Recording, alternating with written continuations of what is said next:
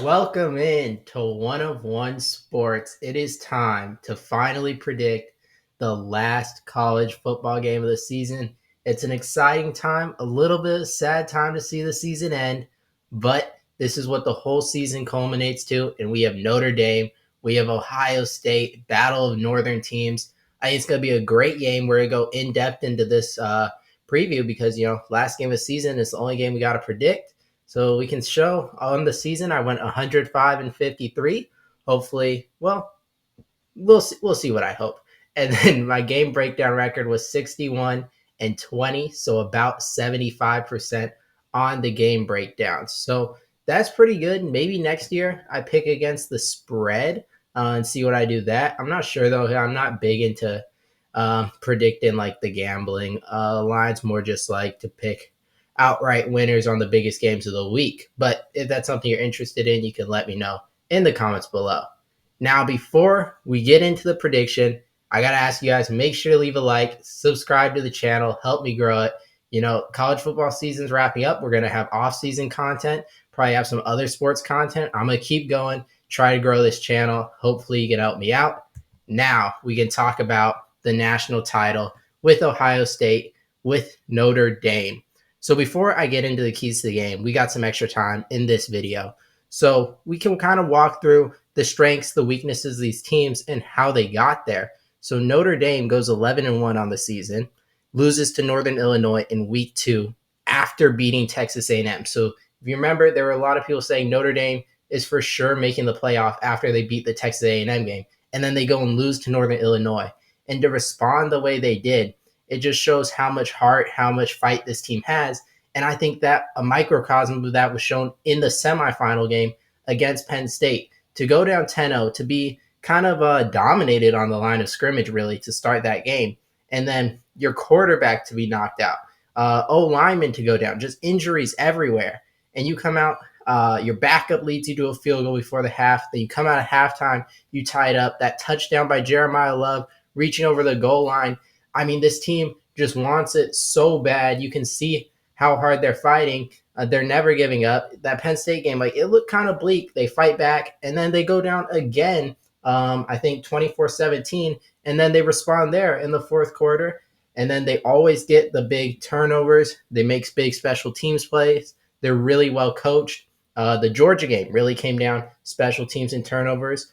The USC game came down to turnovers. Navy, they blew out because of turnovers. We know they lead the nation in turnovers. That's a strength of this team. And I think the biggest compliment I can give them is that they're tough, they have heart, they're going to fight, and then they're going to do all the little things. And I think that's huge because when you're going up against a team like Ohio State, who kind of looks like a juggernaut right now, in a sense, you have to beat them on the little things because you are outmatched, athletically in terms of physicality, strength, athleticism, all that, speed. Ohio State's going to have pretty much all of those edges because of how well they recruit. And you're just even a team like Notre Dame, who is a top tier college football program, unless you're a Georgia or a Texas or an Alabama, those are the kinds of programs that have Ohio State talent. Notre Dame's that second tier that's not going to be quite as talented as Ohio State. Speaking of Ohio State, their talent, their talent is their main weapon. And specifically, you look at the skill positions. Now, I know Jeremiah Smith only had one catch against Texas, but we can't ignore how great he's been as a freshman and what he did in the playoffs leading up to that caused Texas to pay so much attention to him, to kind of, to limit him. So he's a huge threat. And Notre Dame is a very good defense, but they're banged up, and no one's really guarding Ohio State's receivers just man on man. Texas, we played a lot of zone, and still Ohio State's receivers did damage. Carnell Tate really stepped up, who's their number 3 option. Egbuka started the game strong. Didn't see too much of him after that. So there's something there where you can maybe try to run some zone to limit the impact that these receivers have. As you see, they just torched Oregon, torched Tennessee. You probably want to try to follow the Texas blueprint a little bit, but we'll see if they do that.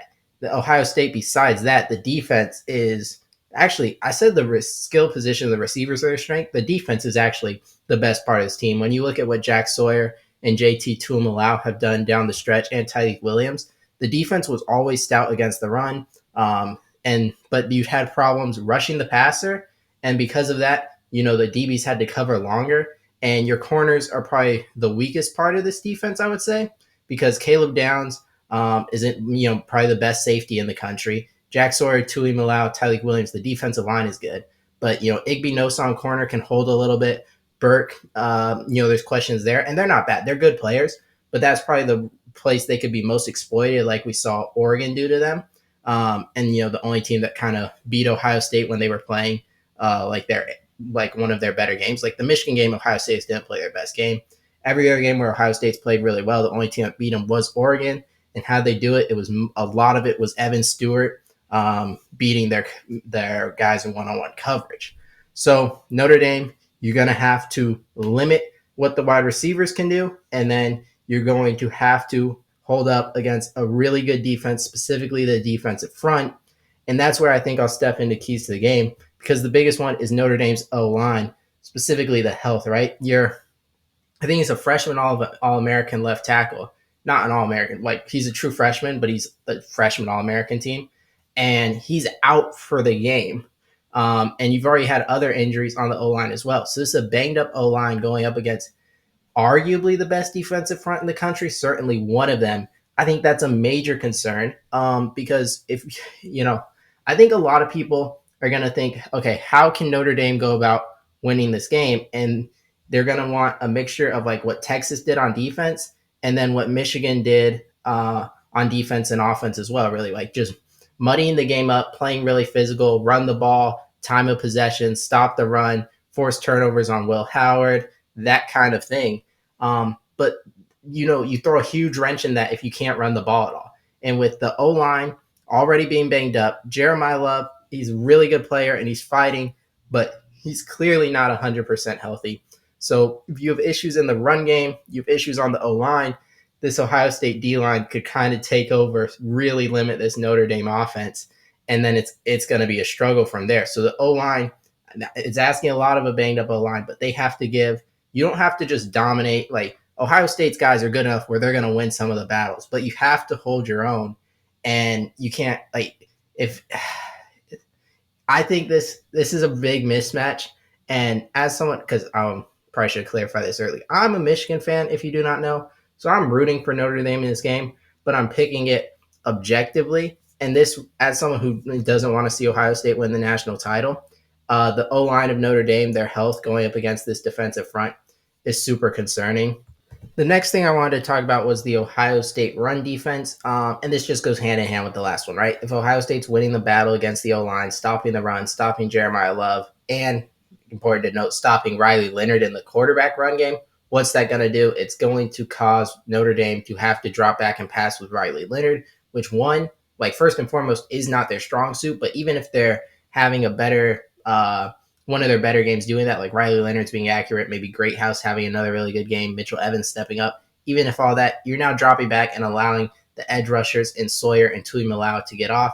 And while they were, there wasn't as much pressure in some of their games this year, like the Michigan game, Oregon game, where they had 0 sacks, they've absolutely wreaked havoc in the playoff. So that's going to, that opens up the opportunity for negative plays in terms of sacks, strip sacks, turnovers. And Notre Dame, when it's not your strong suit, and there's so many things that could go wrong with how well Ohio State's rushing the passer, this is not where you want to be. So I think really, I'm going to go through 2 more keys to the game, but it's all going to be determined by, I think, how much Notre Dame's O-line, a banged up O-line, that can do in run blocking. And after that, that's the foundation for Notre Dame to win this game. If they can't do that, Ohio State's going to win. Even if Notre Dame wins that, I think Ohio State could still win because of their other strong suits and their skill positions.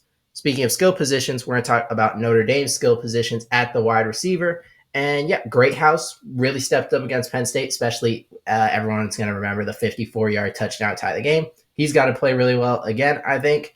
And then Mitchell Evans saw step up at tight end, make some big plays. You got to do that again because at best, I think you run the ball okay. No one's really run the ball on Ohio State great. And with all, I don't want to just keep repeating myself, but with all the limitations you're going to have there in terms of injury you're going to have to step up at your skill positions. But I said the same thing against Penn State, and they did. Greathouse did. Evans did. And to win a national championship, you got to do it again. It's simple as that. And Riley Leonard, of course, has to be accurate delivering the ball. I don't think you can afford, like, you lost the turnover battle against Penn State, still won the game. I don't think you can afford to do that here. And speaking of which, let's get into my last key to the game, and that is the little things. Like I mentioned, Notre Dame is so good at. I think you have to win the turnover battle. You lost against Penn State. I think Will Howard, you need Will Howard to not play like he did the first two games, which was just lights out. You need more of that Texas game where he's fine. But I think you need at least one interception on Will Howard and probably another turnover. If you get like a 2-0 win in the turnover battle, win the special teams battle, Ohio State's a very good special teams unit as well. But you need to win that. You did against Penn State. I think you can do it again. And then penalties, Ohio State, Notre Dame also suffers from this a little bit as well. But Ohio State's not like a super penalized team. They were against Texas, but their opponents are very rarely getting penalized. Notre Dame's as well, but Ohio State's, I think, the worst in the country at this. So referees aren't really giving Ohio State many calls in terms of their opponent. So if you can keep that trend going, not commit many penalties, maybe get Ohio State riled up like they did the Texas game, emotions boiling over a little bit, there's going to be a lot of pressure on them to win this game.